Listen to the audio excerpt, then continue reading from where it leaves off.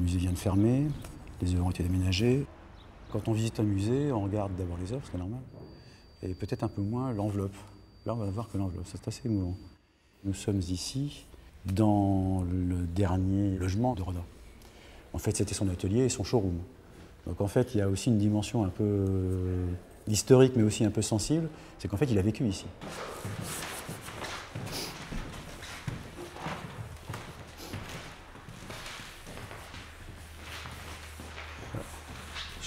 Je crois qu'ici, il y a une chose quand même qui pour moi est importante. D'abord, c'est de jeter un regard sur le sol.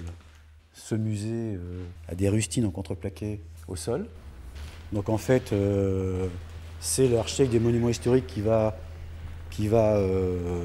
reprendre, déposer le parquet et le remettre en état.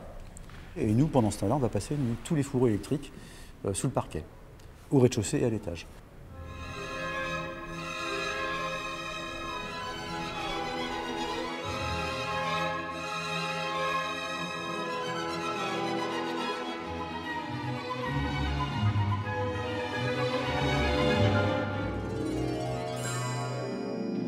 Rodin s'est installé dans 3 salles au début, puis petit à petit, au cours des années, il a grignoté un petit peu l'ensemble de l'hôtel vers 1911. Il a trouvé un accord avec l'État, a procédé à 3 donations successives, avec comme clause évidemment à la clé que l'État transformerait l'hôtel en musée Rodin, ce qui s'est fait quelques années plus tard. Le musée Rodin est un musée très spécial, il s'autofinance à 100%, mais pour ses travaux, l'État apporte une très grosse partie du financement. Ce sont des travaux qui sont, oui, plus que nécessaires à la fois pour des raisons d'état du bâtiment, comme vous l'avez vu, avec des planchers en très mauvais état, une électricité qui n'est pas aux normes, pas d'accès handicapé. Donc tout cela a été remis sur le tapis par mon prédécesseur Dominique Viéville, qui a largement défini et organisé le chantier, qui va se dérouler en 2 temps. On coupe l'hôtel par le milieu, on laisse une moitié ouverte pendant que l'autre est en travaux. Donc au bout d'1 an, on inverse, la partie qui était ouverte passe en travaux, etc.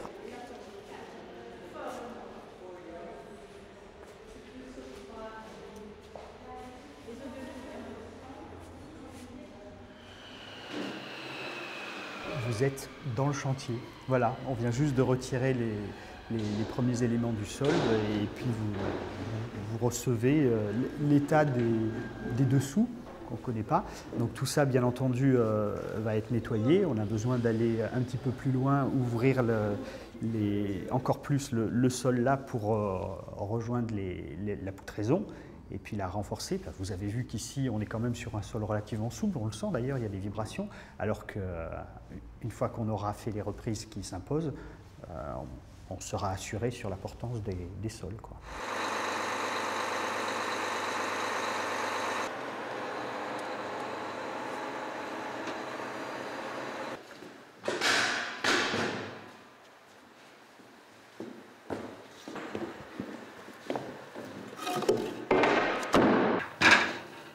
Toutes les salles n'ont pas la même hiérarchie de décors. Depuis la corniche, etc., on a tout un tas de décors, de gypseries.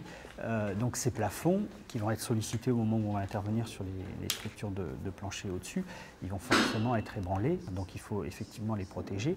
Donc dans un premier temps, on les étaye, on évite qu'ils soient trop sollicités. Et puis lorsqu'on aura fait les reprises structurelles au-dessus, on déposera avec soin les étaiements et puis on commencera à travailler vraiment sur la remise en état de ces ornements, quoi. En fait, dans ce musée, il y a les salles d'exposition, bien sûr, mais aussi ce que l'on appelle la tour nord-ouest, qui est ici, sur 4 niveaux, qui en fait comporte le monte-charge ascenseur public et surtout monte-charge parce que le musée Rodin est un des musées qui a le plus grand mouvement d'œuvres dans les musées parisiens. Là, ça va changer la vie du musée. Ouais.